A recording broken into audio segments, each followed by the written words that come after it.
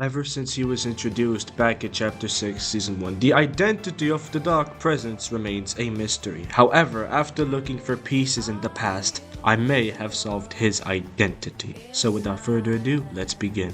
Dark Presence is Geno. Yes, Geno. You're probably wondering, how is it Geno? Well, if I explain it, you will see it too. But before I explain how the Dark Presence is Geno, I must explain who Geno is. If you do know who he is, skip to the time frame on screen.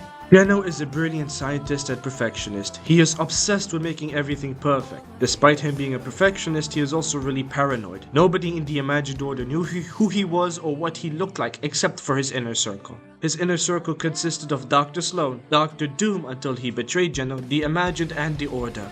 Geno was once the leader and founder of the Oathbound, a medieval organization. He eventually found the Zero Point and was even able to tame it. He left a snapshot known as the Ageless to rule the Oathbound in his place while he experimented with the Zero Point. Geno eventually founded an organization known as the Imagined Order, or the IO for short. He even mastered the Zero Point and kidnapped people from different realities just to experiment with the loop. He found out that whoever is the last one standing escapes the loop. He recruited whoever was able to escape the loop into the Imagined Order. Geno wanted to create the perfect world order. He eventually created two beings called the Sisters, also known as the Imagined and the Order, and modified them to perfection. Soon after some time, a member of his inner circle, it's unknown who, made a bet with Geno. The bet was that the Sisters would not be the first to escape the loop, but Geno believed that they would be the first to escape since he designed them himself.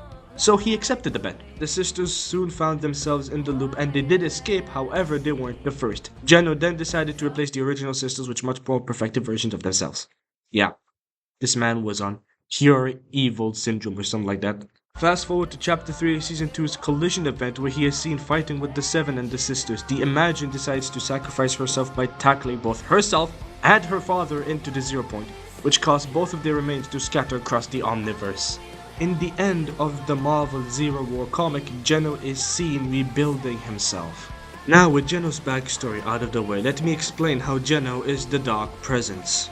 Firstly is the color scheme of the demons. Their color scheme is black and gold, and that is the same color scheme in which Geno has. Now of course this could be a coincidence, however I think not. Another reason is the Fox Clan. You see, back in Chapter 2, Season 5, V mentions that they were being hunted by something. Now it wasn't confirmed on who was hunting them, but many people theorized that it was the Imagined Order, and if that is true, it would explain why Geno wanted Daigo. Because after kidnapping the Fox Clan, they must have found out about their entire history and the Mask Makers, and if you did not know, the Spirit Siblings were all descendants of the Mask Maker. The Spirit Siblings of course being Kendo, Jade, and Daigo. So it would make sense for Geno to want the Spirit Siblings, especially Daigo.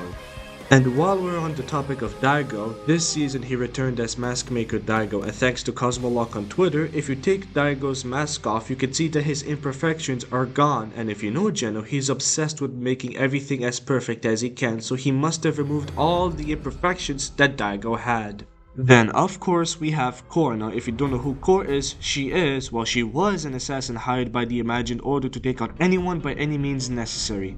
I, along with many others, found it strange that out of all the character rosters that Fortnite could bring back, they brought Core back to the storyline. I theorized that Core needed some quick cash, so Geno, seeing her like this, came up to her and offered her to join as Daigo's lieutenant.